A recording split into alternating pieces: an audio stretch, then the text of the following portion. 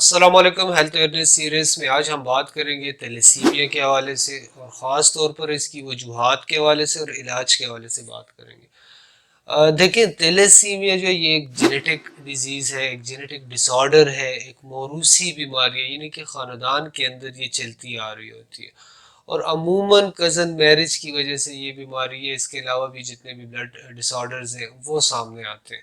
ٹھیک ہے. اور اس میں پھر اگر ہم دیکھیں، دو قسم ہمارے پاس ہوتے ہیں. ایک ہمارے پاس تیلیسیمیا مائنر ہے اور ایک ہمارے پاس ہے تیلیسیمیا میجر. زیادہ تر اگر ہم دیکھیں تیلیسیمیا میجر کے بچوں کو یا مریضوں کو مسئلے ہوتے ہیں، ان کو بار بار خون لگوانا پڑتا ہے، ان کو میڈیسن دینی پڑتی ہے، جلدی جلدی وہاں پہ خون کی کمی آ جاتی ہے، ہیموگلوبن جو ہے وہ ان کا کم ہوتا رہتا ہے. اب تیلیسیمیا مائنر کی بات کریں تو ان لوگوں میں خون کی کمی ہوتی ہے، لیکن انہیں بار بار جو ہے بلڈ ٹرانسفیوژن خون لگوانے کی ضرورت نہیں ہوتی، اور کچھ تھوڑی بہت میڈیسن کے ساتھ ان کا جو ہے گزارا چل جاتا ہے. ان کی یعنی کہ ساری چیزیں جو ہے وہ بیلنس ہوتی ہیں. اب تیلیسیمیا میجر کے بچوں کو اگر ہم دیکھیں، وہاں پہ دیکھیں ان کو جو ہے یعنی کہ فٹیگ، ویکنیس، بہت زیادہ کمزور ہو جاتے ہیں. ان کی ہڈیاں جو ہے وہ یعنی کہ اب دیکھیں بہت زیادہ ویکنیس وہاں پہ آ جاتی ہے، بربرا پن سا پیدا ہو جاتا ہے.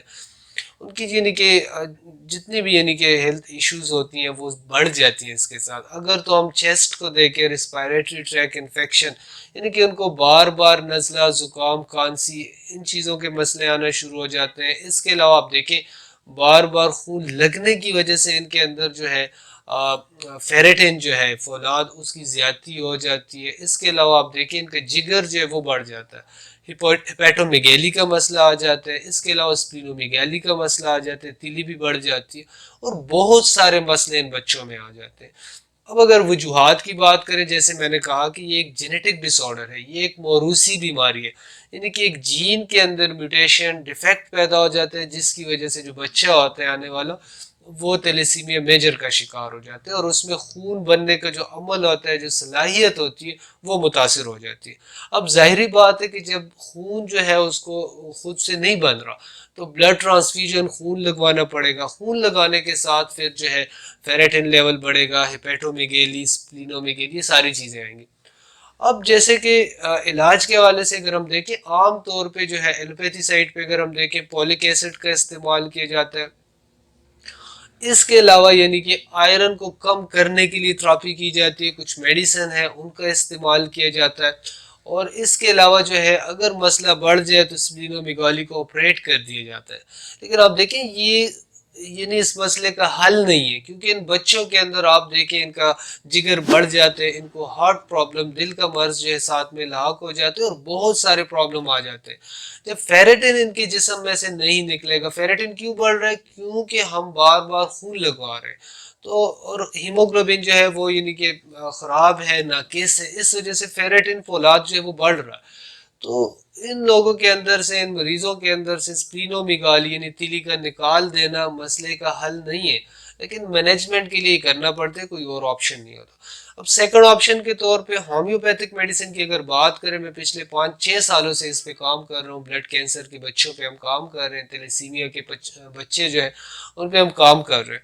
تو یہاں پہ اگر ہم دیکھتے ہیں ایسی بہت ساری میڈیسن ہے جس سے ان بچوں کے، ان مریضوں کی کوالٹی آف لائف یہ لے سکتے ہیں. ان کی جو زندگی ہے اس کی کوالٹی بہتر ہو سکتی ہے، ان کی زندگی بہتر ہو سکتی ہے.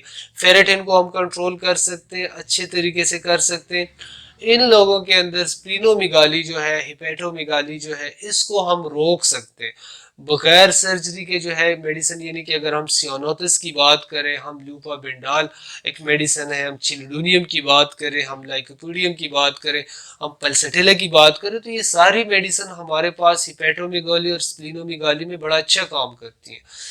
پھر ان بچوں کے اندر اگر ہم دیکھتے ہیں ہیپیٹو اور اسپلینومیگالی دونوں ہیں، تو چائنا کا استعمال ہم کر سکتے ہیں، پلسٹیلا کا استعمال ہے، چیوننتس کا استعمال کیا جا سکتا ہے. اور ان کے اندر یعنی کہ خون بننے کا جو عمل ہے اس کو بہتر کرنے کے لیے ہمارے پاس پھر کلکیریا فاس ایک اچھی میڈیسن ہے، فاسفورس ہے ہمارے پاس، چائنا ہے. اس کے علاوہ بہت ساری میڈیسن ہے. کہنے کا مطلب یہ کہ ان بچوں کو ہم اچھے طریقے سے مینج کر سکتے ہیں. اسپیشلی ان کے اندر جو بون کی ڈینسٹی ہوتی ہے وہ کم ہو جاتی ہے، بون ان کے جو ہے ہڈیاں کمزور ہو جاتی ہیں. تو وہاں پہ بھی آپ دیکھیں فاسفورس بڑی اچھی میڈیسن ہے، وہاں پہ سمپائٹن بڑی اچھی میڈیسن ہے، کلکیریا فلور ہے ہمارے پاس، کلکیریا فاس کا استعمال کیا جاتا ہے، اور یہ بچے بڑے اچھے ہو جاتے ہیں، بڑے امپروو ہو جاتے ہیں. ہمارے پاس جتنے بھی بچے ہیں وہ باقی سینٹر کے پاس، باقی سینٹر میں جتنے بھی بچے ہیں ان سے بڑے اچھے ہیں، ان کی ہیلتھ بڑی اچھی ہے. تو کہنے کا مطلب یہ ہے کہ تیلیسیمیا کو اگر ہم دیکھیں ساتھ میں کمپلیمنٹری میڈیسن کے طور پہ ہومیوپیتھک میڈیسن کا استعمال اگر کیا جاتے ہیں تو اس کے بڑے اچھے رزلٹ آتے ہیں. بہت شکریہ.